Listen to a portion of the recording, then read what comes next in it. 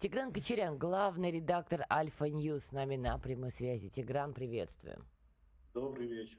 Добрый. Ну что, давайте разбираться. Тут такие дела по Армении сыпятся, что мы с Игорем сегодня посидели, усами пошевелили, друг другу их повыбривали и решили, надо звонить Тиграну.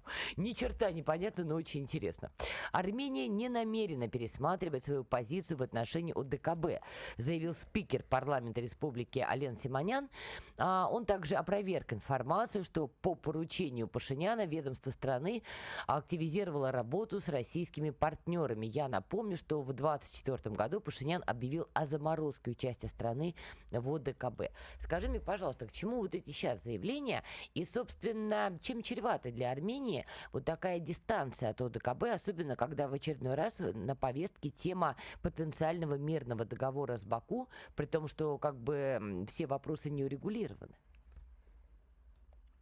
Очень хорошо. Ваня Симонян, он озвучивает позицию властей. Почему его решили сегодня переспросить? Потому что есть определенные изменения в риторике армянских властей по отношению к России. Тот же Ален Симонян заявил, что, скорее всего, Армению может посетить Валентина Матвиенко. И в прессе также муссируются слухи, что Пашинян сказал, чтобы в отношении России вот эту гневную риторику немного сменить, смягчить и так далее. Но сегодня Симонян, как бы делая реверанс западным партнерам, намекнул, ну, как бы это просто игра, то есть мы остаемся еще с вами. Более того, кроме того, что по ДКБ он заявил, сделал соответствующее заявление, он еще обвинил Россию в том, что она кидает и обманывает своих партнеров, потому что он сделал такое тоже странное заявление, что нам нужно снизить напряженность в общении с Россией, и сразу добавил, потому что если нас не будут кидать, то тогда мы будем хорошими партнерами. Так пустил очередную шпильку в адрес России. И Армен Симонян на данный момент является, наверное, в тройке самых антироссийских лидеров. И я не знаю, что может поменять его мнение. Может быть, когда они там гражданским правящей партии соберутся и решат, что пора любить Россию, скорее всего, они будут вот источать финансовые комплименты. Но по ДКБ линия Армении, она очевидна. Это попытка оторваться все же от влияния России, в том числе от военного.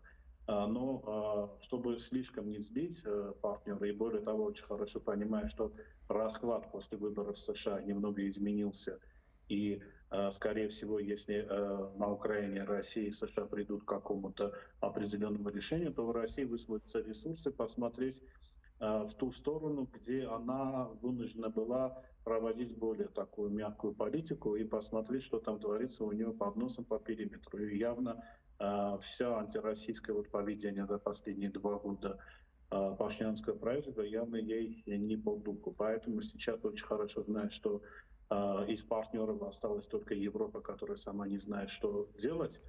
Вот Пашинян пытается, мне кажется, вот, начать заискивать перед Россией.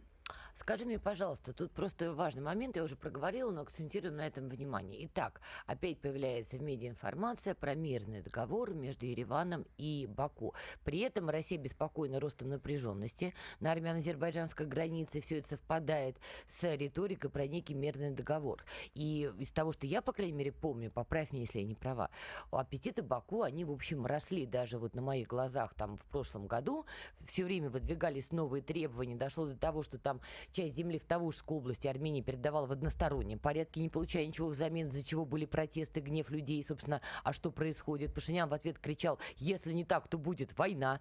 И стоял вопрос про так называемый Зангезурский коридор, который должен, если он пройдет, пройти по территории континентальной Армении, вообще уже никак не связанная с темой Нагорного Карабаха. Вот эта ситуация, она как развивается? Ну, если очень коротко, потому что вопрос и ответ и вопрос достаточно объемный. Смотри, Пашинян пытается вырвать у Алиева хоть какую-то бумажку, где будет написано «мирное что-то». Потому что сейчас в его риторике он даже поменял выражение «мирный договор» на «мирное соглашение». Потом, наверное, это будет какая-то мирная декларация, может быть, там, не знаю, мирные инициативы и так далее. Но ему эта бумажка кровь из носа нужна, потому что он хочет продать эту бумажку населению Армении, сказать: вот, видите, у меня какой-то мир. Азербайджан не хочет подписывать это, потому что пока что у него есть возможность отнимать у Пашиняна и Армении все больше и больше. То есть Пашинян даже обиделся, он недавно сказал вообще уникальную фразу, говорит, я готов подписать в одностороннем порядке этот мирный договор.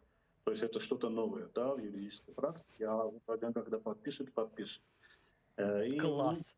раз ситуация, вот мы, так скажем, интеллектуальные люди, мы понимаем ведь маразм этой ситуации, но опять-таки ему нужно было что-то такое мирное, чтобы он побежал на выборы и сказал населению, вот видите, что я сделал. Ну и, конечно, тут очень интересно, что Турция, которая тоже является как бы частичным участником этого процесса, говорит Пашиняну, что, товарищ, вот ты с Азербайджаном все его условия выполнишь, потом я тебе скажу определенные условия, ты их будешь выполнять. Потому что вот как он стремится с Азербайджаном, вот все быстро отдать, лишь бы эту бумагу получить, сейчас у него такая же мания побыстрее открыть границу с Турцией, побыстрее открыть, установить дипломатические отношения, и естественным процессом будет попросить российскую базу уйти из Армении.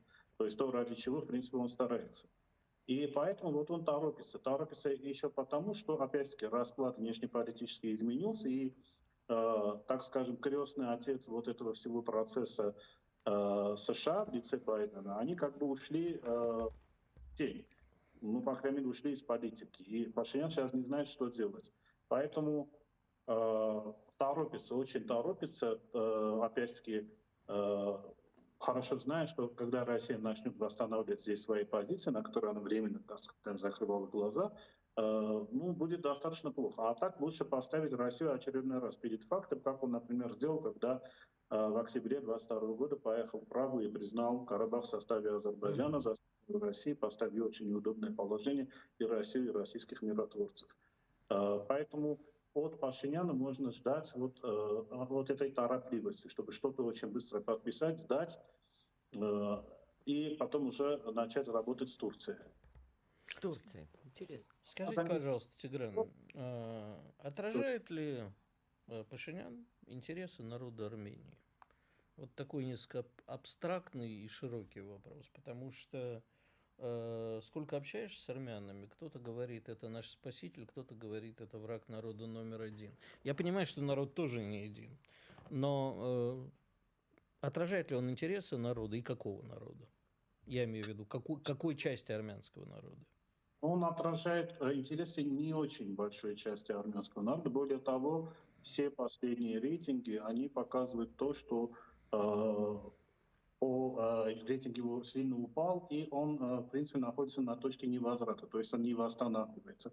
Даже различные шоу, езда на велосипеде, езда в автобусе, не знаю, вот что-то такое, опять это ему не помогает. То есть на данный момент его рейтинг ну, порядка 10-13%, если там учесть, что бюджетников и так далее на голосование, может где-то около 20-25%. То есть большинство он не набирает, большинство не набирает его партии ни в Ереване, ни сейчас будут очень такие знаковые выборы в Гюмри, и там тоже будет интересно посмотреть, в городе, из которого Пашинян вышел делать революцию, сколько наберет Пашинян. Пока что все опросы показывают, что партия власти там проигрывает, причем с треском. Поэтому сказать, что Пашинян олицетворяет интересы армянского народа на данный момент, это, мне кажется, уже неправильно. То же самая ситуация, например, отражает ли Майя Санду интересы молдавского народа. Потому что молдавский народ внутри Молдавии показал свое отношение и по референдуму ЕС, и по выборам. Да? То есть там понятно. Но Майя Санду как бы выражает интересы какой-то части народа, но в основном и Пашинян, и Майя Санду, они выражают интересы их кураторов, которые не связаны никак с Молдовой. Тигран, наболевший вопрос, но прошло время, и снова тебе его задаю. А кто сегодня из политиков Армении отражает интересы большинства жителей Армении? Есть такой вообще политический персонаж? Ну, мы, наверное, назовем его оппозицией. Есть несколько политиков, которые отражают интересы народа, но сейчас по опросам на втором месте идет Роберт Кочарян.